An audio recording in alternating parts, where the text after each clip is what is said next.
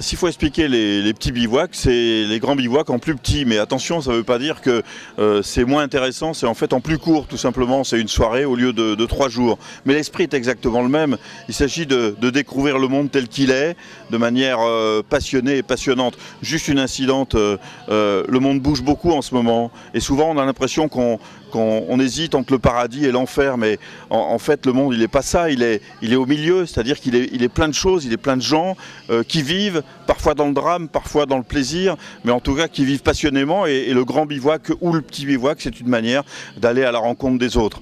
Alors par exemple ce soir, eh bien, on a un grand bivouac en concentré, on a à la fois bien sûr des images, bien sûr des témoignages, mais aussi des dégustations, par exemple une dégustation de soupe, et puis une exposition, et puis la discussion avec les gens, et puis même de la musique avec un concert. Les Ingas qu'on va voir sont des peuples effectivement en difficulté, qui sont parfois niés dans leur existence, mais ce sont des peuples qui ont leur vie propre, avec leur vie quotidienne, leurs soucis quotidiens. Cette idée de croiser les regards, d'essayer d'apporter ici, aujourd'hui, des témoignages, des paroles qui peuvent faire sens par rapport à des questions, des réflexions qu'on peut se poser, nous, ici, aujourd'hui, en Europe. Et c'est vraiment avec grand plaisir qu'on organise ces ponts, ces temps d'échange. Et je trouve que ça s'inscrit vraiment dans l'esprit du petit bivouac par rapport à la tournée. Alors, on n'a pas monté la tente parce qu'on est accueillis chez les bénévoles, et c'est aussi, pour moi, la marque de fabrique de l'esprit qui est proposé ici. Et pour à la fois permettre la poursuite des échanges à la maison, autour d'un café, on n'a pas. Et donc voilà, ce voyage s'inscrit vraiment là-dedans, dans l'idée d'une parole partagée sur leur culture, qui est la médecine aussi, médecine traditionnelle.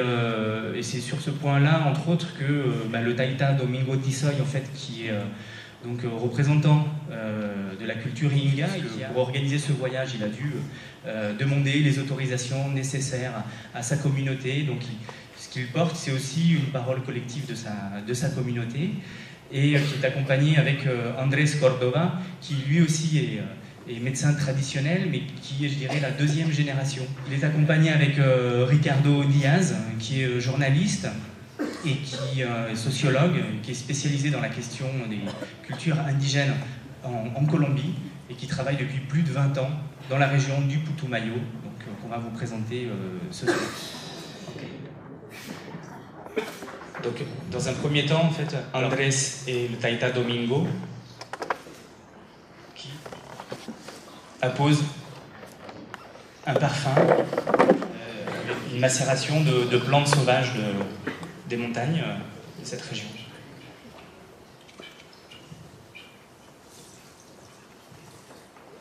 C'est une manière de préparer pour rendre disponibles les patients. Vemos aquí otra fotografía donde se puede ver la operación de limpieza que ellos ejecutan. Normalmente esta operación de limpieza se hace en el momento en que la persona ya ha consumido el yagé y té. Bien entendu, c'est quelque chose qui est fait sans l'absorption en fait du yagé, qui provoque un état de modification de conscience.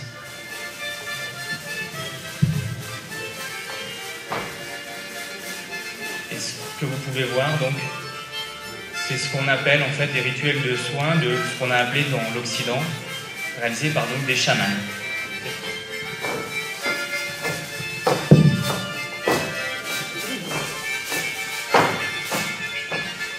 Donc nous avons par exemple de sida ou de cancer, et y a-t-il une réponse apportée par votre médecine? Ayahuasca.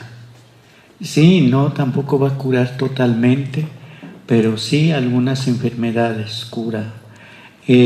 Más. Yeah. Donc, par rapport au yagé, ou appelé aussi chez nous ambihuasca,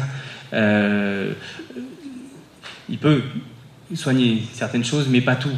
Il y a des maladies qui peuvent être soignées, mais pas toutes les maladies. Estilo o la forma de vida de nuestros abuelos era mucho más sana a la generación que ahora tenemos. Et c'est vrai que si on regarde du côté de nos anciens, leur vie, d'une manière générale, était beaucoup plus saine que la nôtre ici.